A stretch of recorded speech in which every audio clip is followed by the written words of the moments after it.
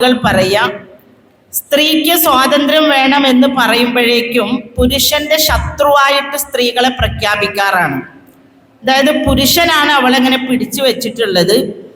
അപ്പൊ പുരുഷനിൽ നിന്ന് മോചിതരായാൽ നമ്മളെല്ലാവരും നല്ല സ്ട്രോങ് ആവും, നമുക്ക് സ്വാതന്ത്ര്യം ഉണ്ടാവും എന്നൊക്കെയാണ്.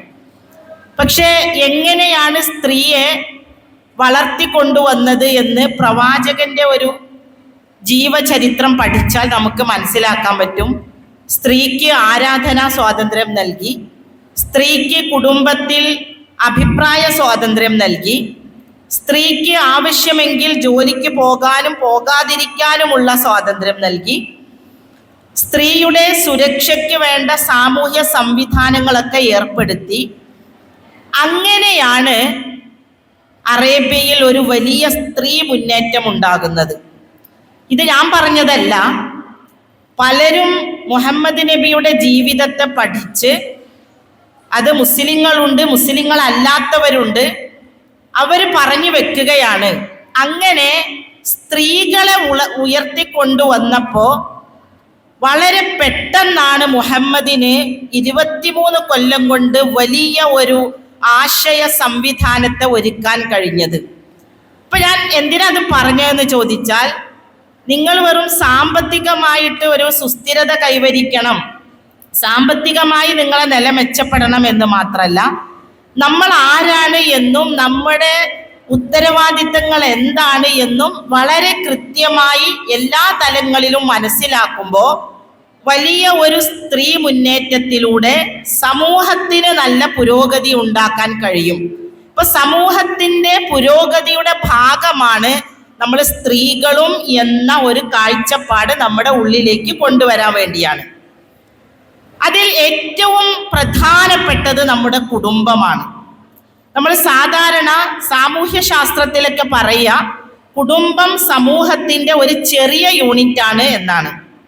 ചെറിയ യൂണിറ്റാണ്. പിന്നെ കുറേ കുടുംബങ്ങൾ ചേർന്ന ഒരു സമൂഹം ഉണ്ടാകും. ഇങ്ങനെയാണ് നമ്മൾ ഘടന പറയാറുള്ളത്. പക്ഷേ ചെറിയ യൂണിറ്റാണ് കുടുംബമെങ്കിലും അതിന് മതഗ്രന്ഥങ്ങൾ വലിയ പ്രാധാന്യം കൊടുത്തിട്ടുണ്ട്. അതുകൊണ്ടാണ് ഈ വലിയൊരു പ്രപഞ്ചത്തെ സൃഷ്ടിച്ച സ്രഷ്ടാവ് തന്നെ ഈ ചെറിയ യൂണിറ്റിനെ കുറിച്ച് നിരന്തരം സംസാരിക്കുന്നത്. വലിയൊരു പ്രപഞ്ചം സൃഷ്ടിച്ച സ്രഷ്ടാവ് ശരിക്കും അതിനെപ്പറ്റി പറഞ്ഞാൽ പോരെ, ഈ ചെറിയ യൂണിറ്റിനെ നിസ്സാരമാക്കി വിടാമായിരുന്നു. പക്ഷേ ഈ ചെറിയ യൂണിറ്റാണ് ഈ പ്രപഞ്ചത്തിന്റെ പോലും സംവിധാനത്തിന്റെ പുരോഗതി എന്ന് മനസ്സിലാക്കിക്കൊണ്ടാണ് അതിന്റെ സ്രഷ്ടാവ് അതിനെക്കുറിച്ച് സംസാരിച്ചിട്ടുള്ളത്. ഇപ്പൊ നമ്മളെല്ലാവരും ഒരു കുടുംബം ഉണ്ടാക്കിയവരാണല്ലേ. അതിന് ചില പോരായ്മകളും ചിലപ്പോ നിരുത്തരവാദപരമായിട്ടുള്ള പ്രവർത്തനങ്ങളൊക്കെ ഉണ്ടായിട്ടുണ്ടാകും. എന്നാൽ നമുക്ക് പുതിയൊരു കുടുംബം ഉണ്ടാക്കാൻ പറ്റുമോ? അത് പറ്റില്ല. ഈ കുടുംബവുമായിട്ട് തന്നെ നമ്മൾ എന്ത് ചെയ്യണം? മുന്നോട്ട് പോകണം. അപ്പൊ നമ്മളെ കുടുംബത്തെ കുറിച്ചാണ് നമ്മൾ ഇവിടെ ആലോചിക്കുന്നത്. എന്താണ് സംഭവിച്ചു പോയ പോരായ്മകൾ എന്ന് മനസ്സിലായാൽ അത് തിരുത്തി നമ്മൾ എന്ത് ചെയ്യണം? നമ്മുടെ കുടുംബത്തെ കുറച്ചുകൂടി ഉഷാറായി മുന്നോട്ട് കൊണ്ടുപോകാനുള്ള തീരുമാനങ്ങൾ എടുക്കാൻ നമുക്ക് കഴിയണം. നമ്മൾ ഉണ്ടാക്കിയ ഒരു വീടുണ്ടാകും, ആ വീട്ടിലിടക്ക് ബൾബ് ഫ്യൂസ് ആകും. അപ്പൊ നമ്മൾ എന്ത് ചെയ്യും? അത് മാറ്റി വേറെ ഇടും. അങ്ങനെ പല പല മെയിൻ്റനൻസുകൾ നമ്മുടെ വീടിന് ചെയ്യും. ഇല്ലെങ്കിൽ വീട് പിന്നെ ചീത്തയായി താമസിക്കാൻ പറ്റാതെ വരും. അതേപോലെ തന്നെയാണ് കുടുംബാംഗങ്ങൾക്കിടയിൽ ചില മെയിൻ്റനൻസുകൾ നടക്കണം, ചില തിരുത്തലുകൾ വരുത്തേണ്ടി വരും. കുടുംബ സംവിധാനത്തിൽ ചില അഭിപ്രായങ്ങളൊക്കെ പറയേണ്ടി വരും. അതിനനുസരിച്ച് നമ്മുടെ ജീവിതത്തെ ചിട്ടപ്പെടുത്തേണ്ടി വരും. അങ്ങനെ പോകുമ്പോഴാണ് ഒരു കുടുംബത്തെ നല്ല ഉഷാറായിട്ട് നമുക്ക് കൊണ്ടുപോകാൻ പറ്റുക. അതിനെപ്പോഴും മുൻകൈ എടുക്കാൻ കഴിയുക സ്ത്രീകൾക്ക് തന്നെയാണ്. ഇപ്പൊ നിങ്ങൾ നോക്കിയേ, ഇന്നിവിടെ മുഴുവൻ സ്ത്രീകളാണ്. നിങ്ങളുടെയൊക്കെ ഇണകളായിട്ടുള്ള ആളുകൾ എവിടെയാണ്? അവർ ജോലി സ്ഥലങ്ങളിലാണ്. അവർക്ക് അങ്ങനെ നമ്മളെപ്പോലെ തന്നെ വരാൻ പറ്റണമെന്നില്ല. അപ്പോൾ നമ്മളെ ജീവിതത്തിന്റെ ആവശ്യത്തിന് വേണ്ടി പുറത്തു പോയി വൈകുന്നേരങ്ങളിൽ തിരിച്ചു വരുന്ന അവർക്ക് പോലും കരുത്ത് നൽകേണ്ടവരാണ് നമ്മൾ എന്ന ബോധം ഉണ്ടാവണം. നമ്മളിപ്പോ ഫലസ്തീനിനെ കുറിച്ചൊക്കെ പറയാറുണ്ട്. ഫലസ്തീനിലെ ആളുകൾക്ക് അങ്ങനെ പിടിച്ചു നിൽക്കാൻ കഴിയുന്നത് എന്തുകൊണ്ടാ? അവരുടെ പിന്നിൽ കരയാത്ത തളരാത്ത സ്ത്രീകൾ അവരുടെ കൂടെയുണ്ട്. അവർ കരയല്ല, പിൻബലം കൊടുക്കുകയാണ്. മക്കള് മരണപ്പെട്ടിട്ടും മക്കള് നഷ്ടപ്പെട്ടിട്ടും മക്കളെ കാണാതായിട്ടും അവരെന്ത് ചെയ്യുന്നു? അവർ തളരാതെ പുരുഷന്മാരോടൊപ്പം ചേർന്ന് നിൽക്കുകയാണ്. ഇപ്പൊ ഫലസ്തീനിന്റെ ഒരു വെടിനിർത്തൽ പ്രഖ്യാപിച്ചതിന് ശേഷം ഇസ്രയേലിന്റെ പത്രം പോലും മുഖപ്രസംഗം എഴുതിയത് ഫലസ്തീനിന്റെ ധീരതയെ പറ്റിയായിരുന്നു. അതിന്റെ ഒക്കെ പിന്നിൽ നമ്മളെപ്പോലെയുള്ള സ്ത്രീകളുടെ വലിയ ചരിത്രങ്ങളുണ്ട് എന്ന് നമ്മൾ മനസ്സിലാക്കണം. അപ്പൊ അതുകൊണ്ട് തന്നെ നമുക്ക് എപ്പോഴും കൈപ്പിടിയിൽ നിർത്താൻ പറ്റുന്നതാ നമ്മുടെ കുടുംബം.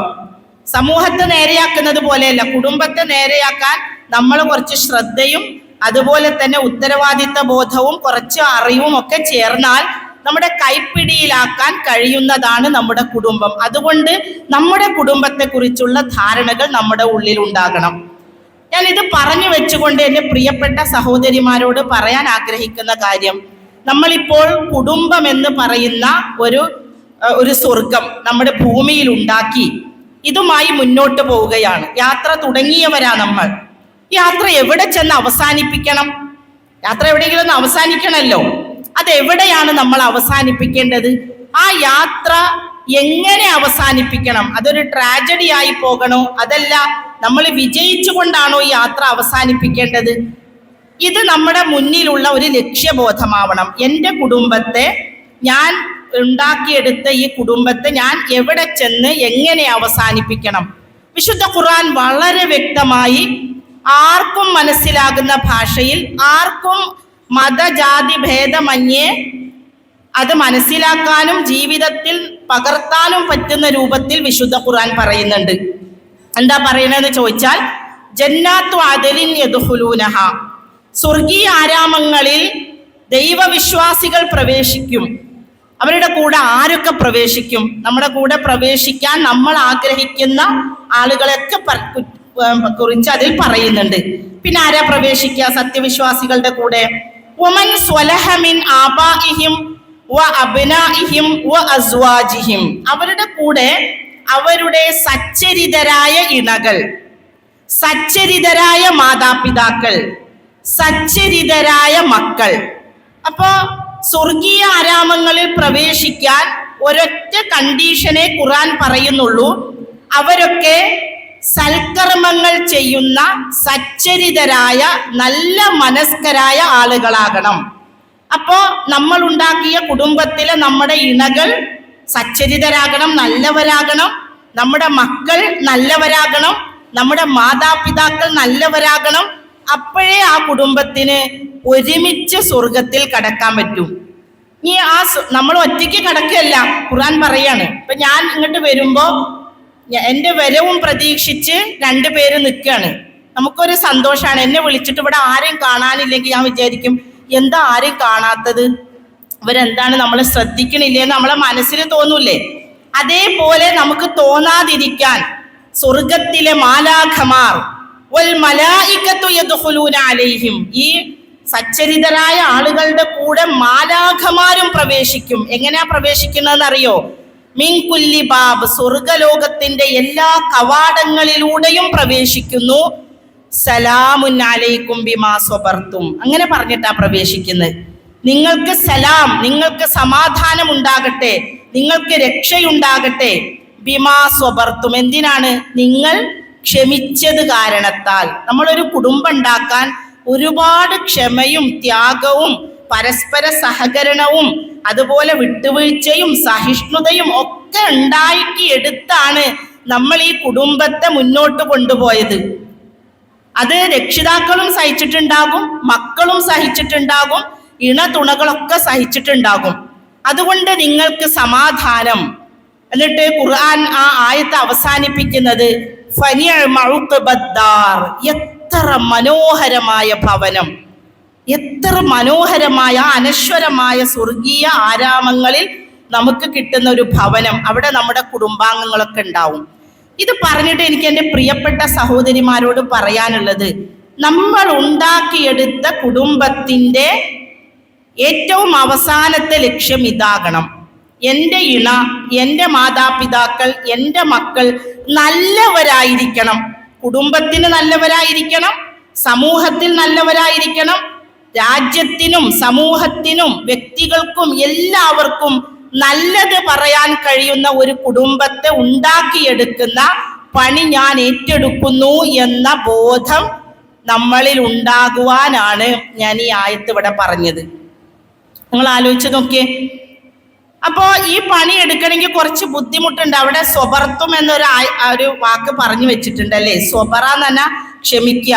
കുറെ കാര്യങ്ങളൊക്കെ നമ്മൾ പല രീതിയിൽ ക്ഷമിച്ചിട്ടാ മുന്നോട്ട് പോകേണ്ടത്. അപ്പോ കുടുംബം എന്ന് പറയുന്നത് ഭൂമിയിലെ സ്വർഗം മാത്രമല്ല, അത് അനശ്വരമായ സ്വർഗത്തിലും അതൊരു സ്വർഗീയ പൂങ്കാവാക്കുന്ന പണി നമുക്ക് ഏറ്റെടുക്കാൻ കഴിയണം. അത് പുരുഷന്മാരെക്കാളും കഴിയ സ്ത്രീകൾക്കാണ്.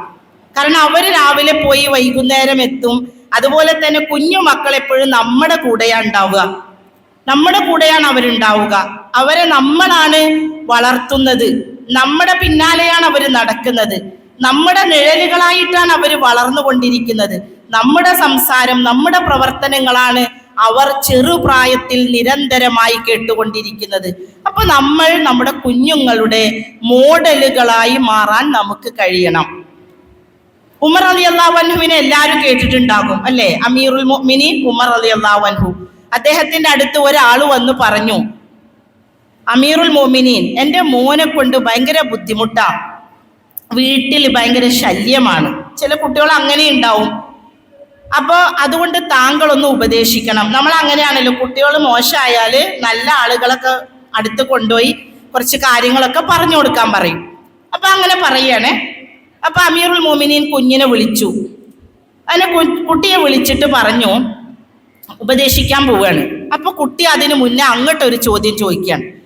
എന്താ ചോദ്യം? അമീറുൽ മുഅ്മിനീൻ, ഒരു രക്ഷിതാവിന്റെ കടമ എന്താണെന്നൊന്ന് പറഞ്ഞു തരുമോ? രക്ഷിതാവിന്റെ കടമ. അപ്പൊ അമീറുൽ മുഅ്മിനീൻ ഈ കുട്ടിയുടെ ചോദ്യത്തിന് മറുപടി കൊടുക്കുകയാണ്. എന്താ ഒരു രക്ഷിതാവിന്റെ കടമ? അപ്പൊ പറയാണ്, ആദ്യത്തെ കടമ ആ കുഞ്ഞിനൊരു നല്ല മാതാവിനെ കൊടുക്കുക. നല്ല മാതാവിനെ കൊടുക്കുക.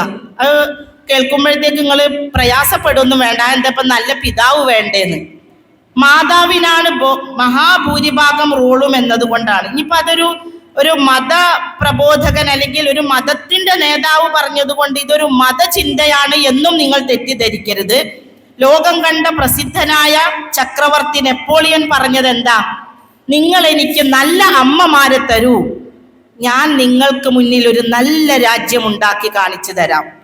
അപ്പോ മാതാവിന് വലിയ റോളുണ്ട് എന്ന് മതപ്രബോധകരോ മതത്തിന്റെ ആളുകൾ മാത്രം പറയണ അല്ല, അല്ലാത്തവരുടെയും കോൺസെപ്റ്റ് അങ്ങനെ തന്നെയാണ്.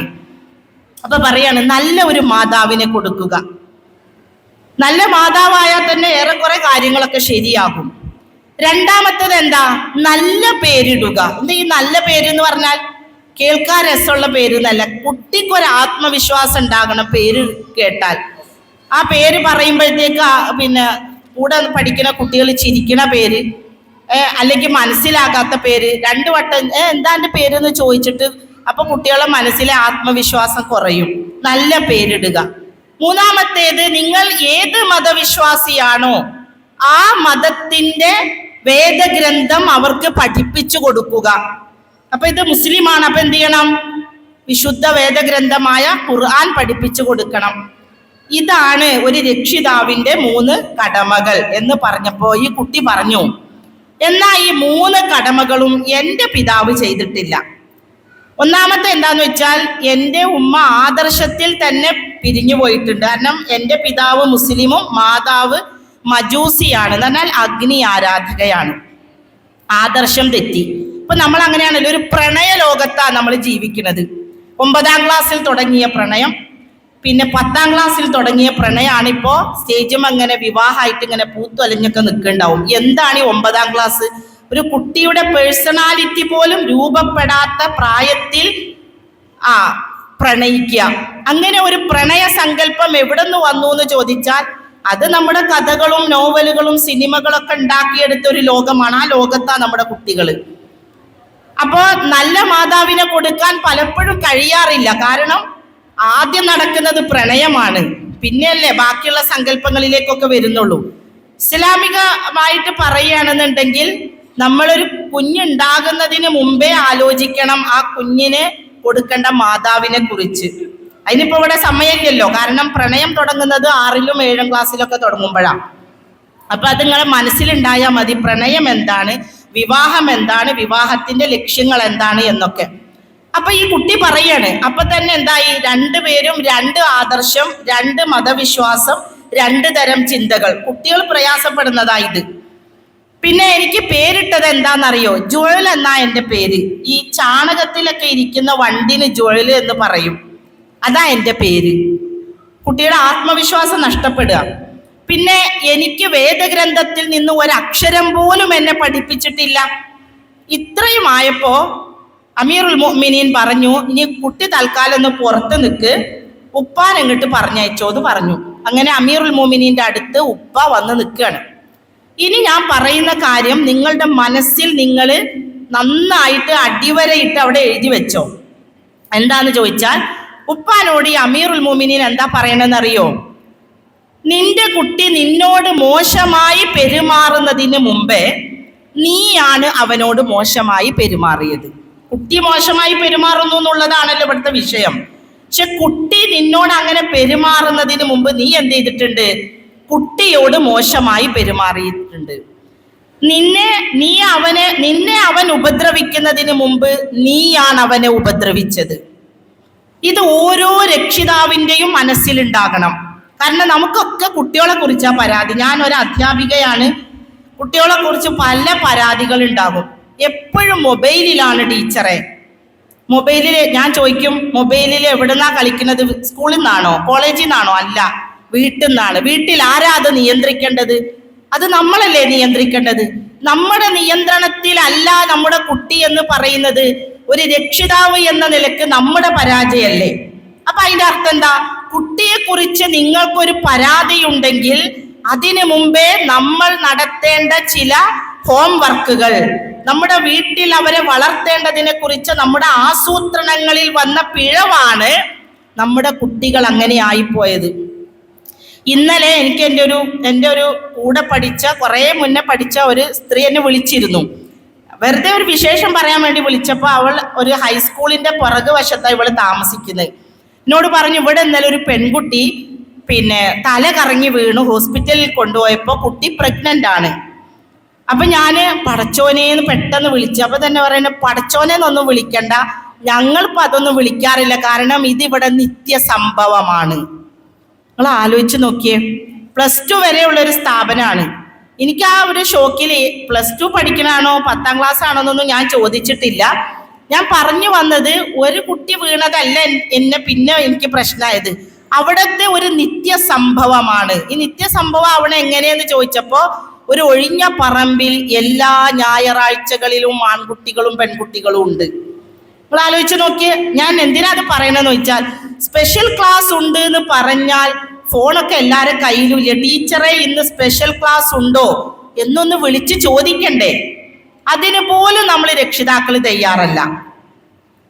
നമ്മൾ അവര് കൂടെ ഉണ്ടാവണ്ടേ? ഞാൻ അതല്ലേ പറഞ്ഞു, നമ്മൾ അവരുടെ നിഴലായിട്ട്, ചെറുപ്രായത്തിൽ അവർ നമ്മുടെ നിഴലായിട്ടുണ്ടായിരുന്നെങ്കിൽ വലിയ കുട്ടികളാകുമ്പോൾ നമ്മൾ അവരുടെ ഒരു നിഴലായിട്ടുണ്ടാകണം. ഞാൻ എന്തിനാ ഈ നിഴലെന്ന് പ്രയോഗിച്ചെന്നറിയോ?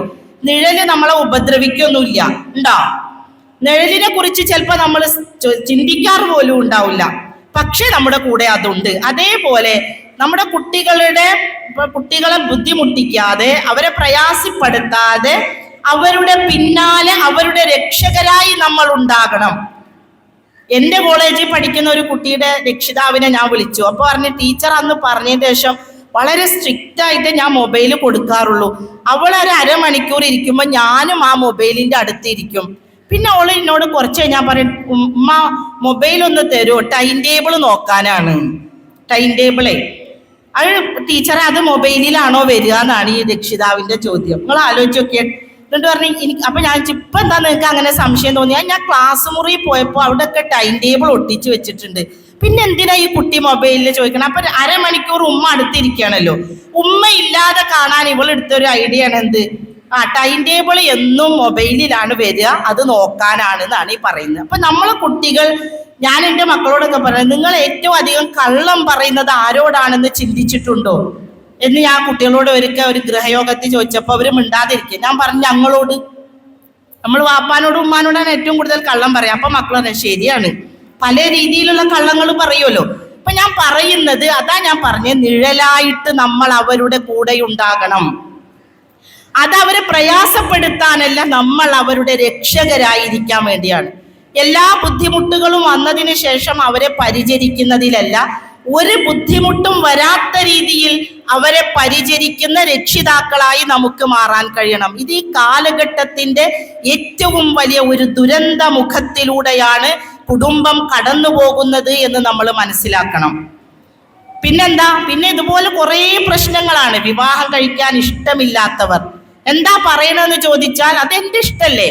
അപ്പൊ അങ്ങനെയാണല്ലോ, നമ്മളെ സ്വാതന്ത്ര്യത്തിലേക്ക് എന്തിനാ ഒരാൾ കൈകടത്തുന്നത്? വിവാഹം എന്റെ താല്പര്യമാണ്, അത് ഞാൻ പറയുമ്പോൾ നടത്തി തന്നാ പോരേ എന്നാണ് ചോദ്യം. ആയിക്കോട്ടെ, പ്രശ്നമൊന്നുമില്ല. പക്ഷെ വിവാഹപൂർവ്വ പ്രണയങ്ങളെ നടത്താതിരിക്കുമോ എന്ന് ചോദിച്ചാൽ അതൊക്കെ ഉള്ളത് കൊണ്ടാണ് ഈ കുട്ടികൾ വിവാഹം വേണ്ട എന്ന് പറയുന്നത്.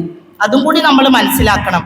അന്യപുരുഷന്റെ അടുത്ത് ഇരിക്കുന്നത്, അല്ലെങ്കിൽ അന്യ സ്ത്രീയുടെ അടുത്ത് ഇരിക്കുന്നത്, ശരീരത്തിൽ സ്പർശിക്കുന്നത്, അവരോട് ലൈംഗിക ചുവയിൽ സംസാരിക്കുന്നത് എല്ലാം നടന്നുകൊണ്ടിരിക്കെ പിന്നെ ഒരു വിവാഹത്തിന്റെ പ്രസക്തി എന്താണ്? അതൊരു ഉത്തരവാദിത്തത്തിലേക്ക് വരികയല്ലേ.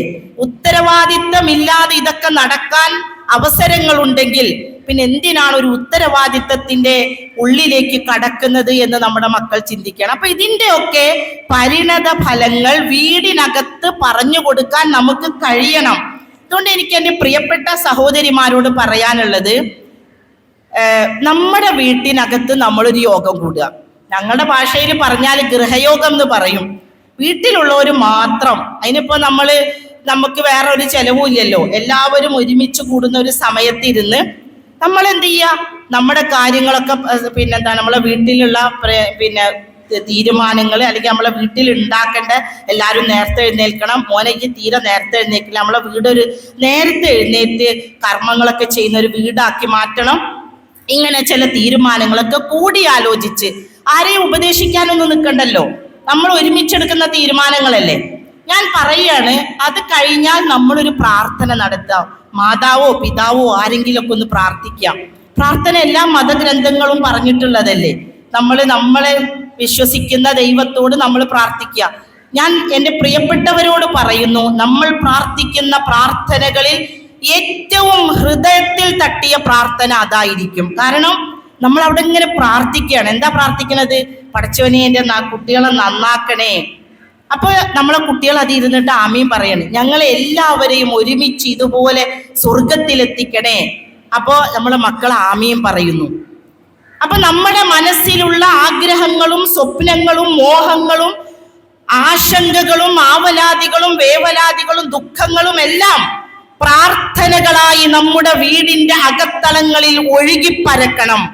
നമ്മുടെ മക്കൾ അത് കേൾക്കുകയാണ്. എൻ്റെ പിതാവിൻ്റെ, എൻ്റെ മാതാവിൻ്റെ മനസ്സിലെ സ്വപ്നങ്ങൾ, അവർക്ക് ഞങ്ങളെ കുറിച്ചുള്ള ആശങ്കകൾ, അതൊക്കെ അവരിതാ ഈ പ്രപഞ്ചത്തിന്റെ സ്രഷ്ടാവിന്റെ മുന്നിൽ നിരത്തുന്നു.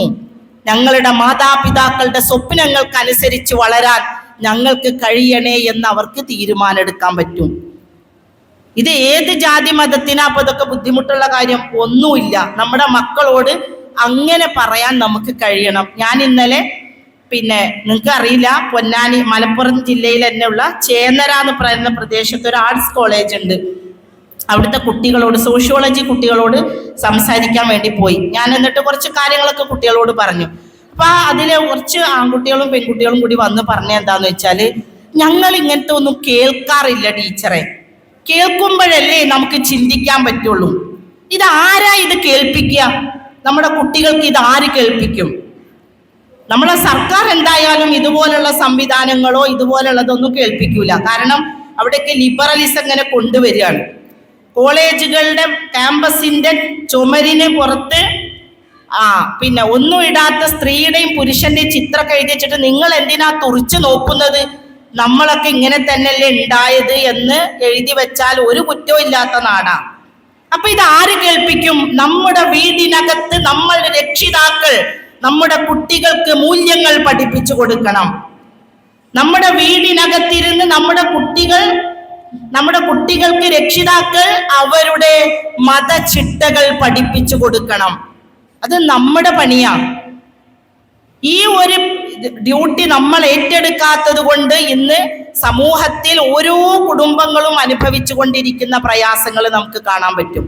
അപ്പൊ ഞാൻ പറഞ്ഞ ആ ഒരു അടിവരയിടേണ്ട ഒരു വാക്ക് നിങ്ങളുടെ ഉള്ളിലുണ്ടാകണം. നമ്മുടെ മക്കളെ കുറിച്ച് എപ്പോ നമുക്ക് ആശങ്ക തോന്നുന്നുവോ, നമ്മുടെ കുട്ടികൾ മോശമാണ് എന്ന് എപ്പോ നമുക്ക് അഭിപ്രായം വരുന്നുവോ, അപ്പോ നമ്മൾ മനസ്സിലാക്കണം, അവര് നമ്മളോട് മോശമായി പെരുമാറുന്നതിന് മുമ്പ് ഞാൻ എൻ്റെ കുട്ടിയെ വളർത്തിയതിൻ്റെ ഒരു ചിത്രമൊക്കെ നമ്മുടെ ഉള്ളിലുണ്ടാകുക. ഖുർആൻ കുഞ്ഞുങ്ങളെ കുറിച്ച് പല രീതിയിൽ പറഞ്ഞിട്ടുണ്ട്. അത് ദൈവത്തിന്റെ ഒരു വരദാനമാണ്, ഒരു ഗിഫ്റ്റാണ് കുട്ടികൾ. പിന്നെന്താ, അത് ദൈവം തന്ന ഒരു സൂക്ഷിപ്പ് മുതലാണ്. ദൈവം നമുക്ക് തന്ന സൂക്ഷിപ്പ് മുതലാണ്. പിന്നെ പരീക്ഷണമാണ്, ഇങ്ങനെയൊക്കെ പറയുന്നുണ്ട്. അപ്പൊ നമുക്കൊരാള് ഒരു ഗിഫ്റ്റ് തന്നാൽ നമ്മൾ എത്ര സന്തോഷത്തോടെ അത് സ്വീകരിക്കുക, എന്നിട്ട് ഏറ്റവും നല്ല ഒരു സ്ഥലത്തല്ലേ അത് സൂക്ഷിച്ചു വെക്കുക. അത് കാണുമ്പോഴൊക്കെ നമുക്ക് കൺകുളിർമ ഉണ്ടാകും. അത് കേടുവരുമ്പോ നമ്മുടെ ഉള്ളു വേദനിക്കും, ഇല്ലേ? അതുപോലെ നിങ്ങൾ മക്കളെ പറ്റി ആലോചിക്കണം. ദൈവം തന്ന ഗിഫ്റ്റാണത്. ആ ഗിഫ്റ്റ് നമ്മൾ കേടുവരുത്തുമ്പോൾ നമ്മൾ നമുക്ക് ഗിഫ്റ്റ് തന്ന ആളോടൊരു അനാദരവ് കാണിച്ച പോലെ ഇല്ലേ? അപ്പൊ നമ്മൾക്ക് അള്ളാഹു തന്ന ഗിഫ്റ്റാണ് ഈ കുട്ടികൾ. സൂക്ഷിപ്പ് മുതലാണ്. ഒരാളൊരു സാധനം എടുത്തു വെക്കാൻ തന്നിട്ട് പിന്നെ തിരിച്ചു ചോദിക്കുമ്പോൾ കേടുവരുത്തി കൊടുക്കാൻ പറ്റുമോ? അത് നമ്മളെ കുറിച്ച് അവരുടെ ആ ധാരണകൾ തിരുത്തി കുറിക്കും. അപ്പൊ നമ്മൾ എന്ത് ചെയ്യും? ഒരാൾ സൂക്ഷിക്കാൻ തന്നാണ്, മക്കളെ ഇത് ഞാൻ ഇവിടെ വെക്കുന്നുണ്ട്, അവർ വന്നാൽ ഇതുപോലെ തിരിച്ചു കൊടുക്കണം, എല്ലാരോടും പറയും. ഞാനില്ലെങ്കിൽ അവർ വരികയാണെങ്കിൽ ഇതാ ഇവിടെയാണ് വെച്ചിട്ടുള്ളത്, അതിങ്ങനെ തന്നെ എടുത്തു കൊടുക്കണം, കാരണം അതൊരു സൂക്ഷിപ്പ് മുതലാണ്. ഞാൻ പറയുന്നു, അതേപോലെ നമ്മുടെ മക്കളൊക്കെ തന്നെയാ, പക്ഷെ അവർ ദൈവത്തിന്റെ സ്വതന്ത്ര സൃഷ്ടികളാണ്.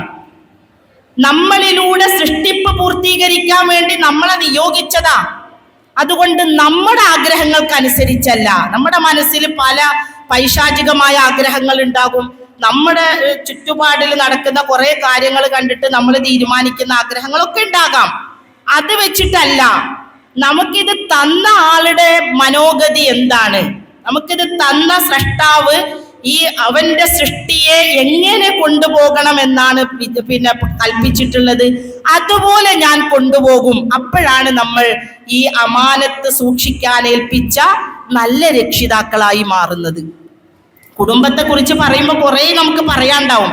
അതുകൊണ്ട് ഞാൻ എൻ്റെ പ്രിയപ്പെട്ട സഹോദരിമാരോട് എനിക്ക് പറയാനുള്ളത്, നമ്മുടെ മക്കളെ ദൈവം തന്നൊരു ഗിഫ്റ്റ് ആയിട്ട് കാണാൻ പറ്റണം. ആ ഗിഫ്റ്റ് ഒരു കേടും കൂടാതെ, അതിനൊരു പോറലും ഏൽക്കാതെ, നാളെ ആ സൃഷ്ടാവിന്റെ മുന്നിൽ നീ തന്ന ഗിഫ്റ്റ് എനിക്ക് കഴിയുന്ന രൂപത്തിൽ ഞാനിതാ അതിനെ പരിപാലിച്ചിട്ടുണ്ട് എന്ന് പറയാനുള്ള ആ ഒരു ആർജവം നമുക്ക് അവിടെ കാണിക്കണമെങ്കിൽ നമ്മൾ ഇവിടെ അതിന് പണിയെടുത്തേ മതിയാവും. അപ്പൊ എന്ത് വേണം? നിരന്തരമായ സംസാരങ്ങൾ വീടിനകത്ത് നടക്കണം. ഞാൻ ഇന്നലെ കോളേജിൽ പോയപ്പോൾ ഞാൻ അവരോട് ചോദിച്ചു, കോളേജ് വിട്ട ഉടനെ വീട്ടിലെത്താൻ ആഗ്രഹമുള്ള കുറച്ച് കുട്ടികൾ ആരെങ്കിലും ഉണ്ടോന്ന്. 3-4 പെൺകുട്ടികൾ മാത്രം കൈപൊക്കി, ആൺകുട്ടികൾ ആരും കൈപൊക്കിയില്ല. അപ്പൊ ഞാൻ ചോദിച്ചു, നിങ്ങൾക്ക് പിന്നെ കോളേജ് വിട്ടാൽ എവിടേക്കാ പോവാനിഷ്ടം? കറങ്ങി നടക്കാനാണ് ഇഷ്ടം. എവിടെ ഈ കറങ്ങുന്നത്? നിങ്ങൾ ആലോചിച്ച് നോക്കിയാൽ ഈ കറക്കമാണ് നമ്മുടെ കുട്ടികളിൽ പല ദുശ്ശീലങ്ങളും ഉണ്ടാക്കുന്നത്. അപ്പൊ അതുകൊണ്ട് അത്തരം കാര്യങ്ങളെ കുറിച്ചൊക്കെ നമ്മുടെ വീടിനകത്ത് രക്ഷിതാക്കളും മക്കളും തമ്മിൽ നല്ല സംസാരം ഉണ്ടാവണം. മോനെ എവിടൊക്കെ കറങ്ങിയാലും സന്ധ്യയാകുമ്പോൾ വീട്ടിലെത്തണം, പിന്നെ നമ്മളെ വീട്ടിനകത്താണ്. അങ്ങനെ ഒരു സിസ്റ്റം ഉണ്ടാക്കാൻ നമുക്ക് കഴിയണം.